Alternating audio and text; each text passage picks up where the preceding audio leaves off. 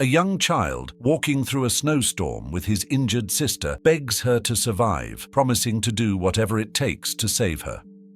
Tanjiro Kamado hears his mother calling him after loading a basket of charcoal onto his back. She worries about his safety due to the heavy snowfall, but he reassures her, saying he's willing to sell as much as possible to provide a healthy meal for the new year. His younger siblings want to follow him, but their mother stops them. Tanjiro reassures Shigeru and Hanako, promising to return. He gives his younger brother Takeo the job of chopping firewood. As he leaves, his sister Nezuko, carrying their youngest sibling Rakuta, tells him they look up to him as a role model since their father passed away. Tanjiro wishes his family luck and comments on their difficult living situation, noting they have always made the best of their circumstances. As Tanjiro arrives in a nearby town to sell charcoal, he overhears residents praising him for his past actions. He helps a young man accused of breaking a plate by determining that a cat broke it. Another man offers to help with his heavy bags. On his way home, an elderly neighbor, Saburo, stops him and warns him about demons at night, insisting he stays at his house. During dinner, Tanjiro asks about demons. Saburo explains that demons are nocturnal and feed on humans, making it dangerous to travel the mountain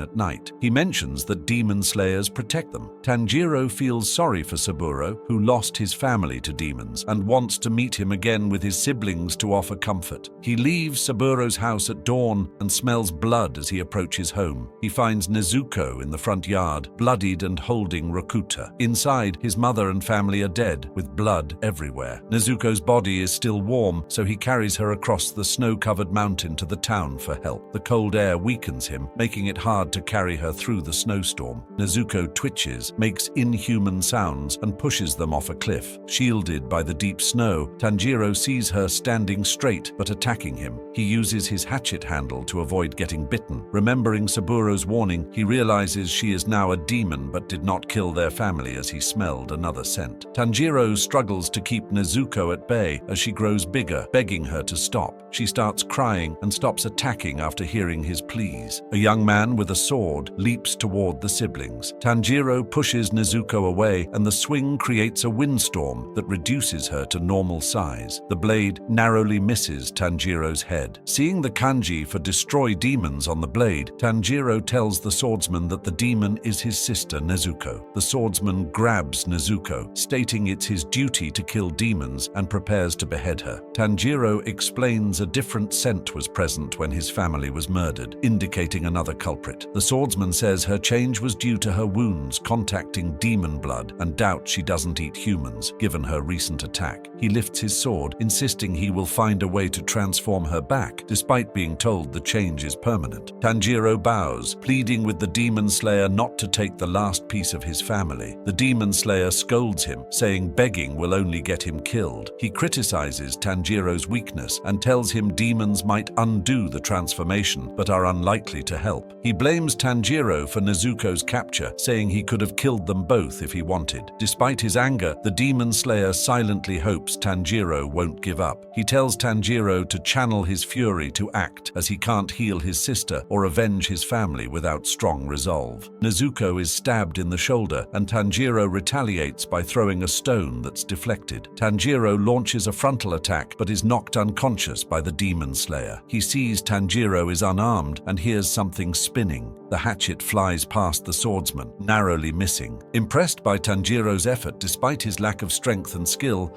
Nezuko breaks free from the swordsman's hold. The swordsman is alarmed as the demon prepares to attack the unconscious Tanjiro, but Nezuko shields her brother instead. The swordsman recalls Tanjiro's claim that Nezuko wouldn't harm people and remembers that demons usually kill even their own family. Nezuko fights to protect Tanjiro, using energy to heal while restraining herself from killing to eat. Realizing she is unique, the swordsman spares her, knocking her unconscious. Tanjiro has visions of his deceased family, with his mother asking him to look after Nezuko. When he wakes up, he finds Nezuko with a bamboo muzzle and the demon slayer waiting for him. The demon slayer tells Tanjiro he was sent by Gyu Tomioka to find Sakonji Urokodaki at the base of Mount Sagiri and warns him to keep Nezuko out of sunlight.